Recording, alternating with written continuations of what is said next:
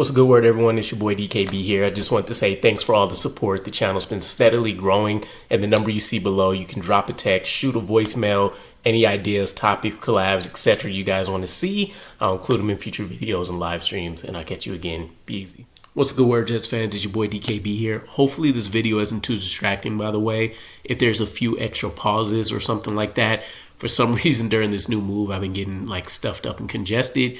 But with that said, to get to the main draw of the video here, according to Zach Rosenblatt, I've seen Diana Rossini report on this, as well as some local beat writers for each of these teams. The New York Jets are already out of the running for 3 offensive-oriented head coach options in the Lions, Ben Johnson, the Steelers, Arthur Smith, and the Commanders, Kliff Kingsbury. And it appears to be based on the fact of our offense not being a priority destination, right? If you are a offensive head coach and you're looking at the landscape of the NFL and you're seeing some of these guys get 1 year and they're done if things didn't really work out as planned, you don't want to necessarily staple your career to the quarterback room of the New York Jets right now, where you have Aaron Rodgers in flux. You don't know if he'll return 100%, retire, ask for a trade, demand that, he continue to play with the New York Jets or something like that. You have Tyrod Taylor, who I'm a fan of behind him, but huge health concerns, never played a healthy season. Then you also have Jordan Travis, huge health concerns. Obviously, we haven't seen him since college. And if you weren't a particular fan of his college tape either, then he's not necessarily an exciting draw as a young guy that you can try to mold and develop up.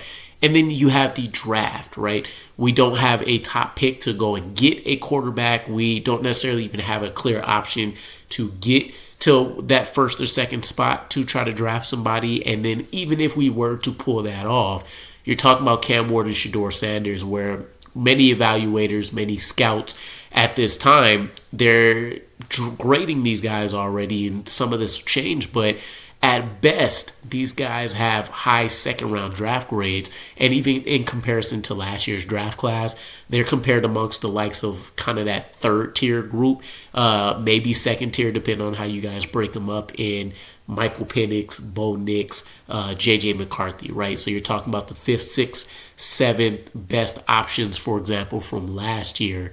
So either way, I say all of that to say that there was not going to be a strong love for this New York Jets quarterback room. And, the only thing to really help boost it up ever so slightly is that we probably plan to dip into the free agency pool once again to hopefully get another vet to secure things. But there's not going to be that exciting option out there that is going to turn the tide in the favor of the Jets.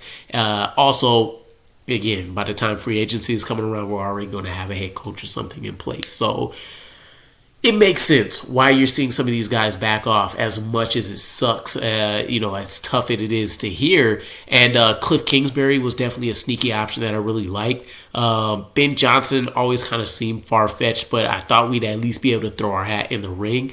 Arthur Smith wasn't a guy that I'm necessarily keen on seeing come to the New York Jets, right?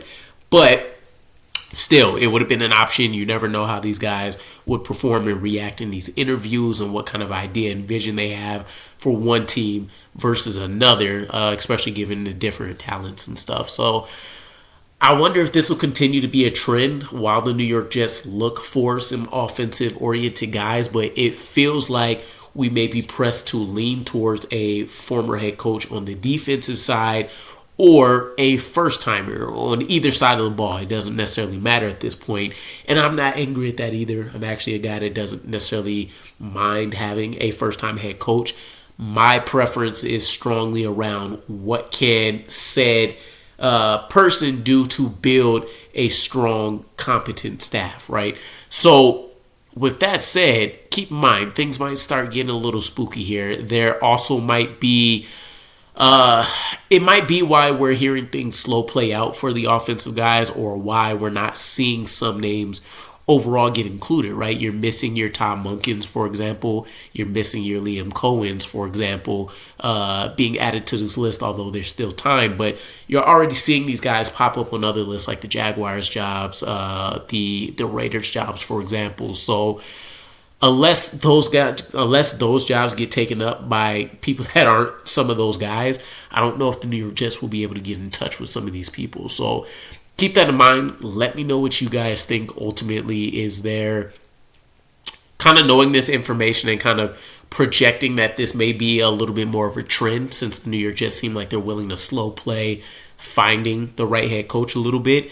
Who are you guys looking at, right? Because we're continuing to see names added, but it strongly feels like we're going to see another defensive guy at the helm for us. So I'm still excited. Aaron Glenn is kind of still who I would say I'm 80% positive will probably get the job, and who I prefer to see just because of all of his ties throughout the league, not just in the NFL, but in the college ranks as well. So again, let me know what you guys think about this whole situation. I'll catch you again.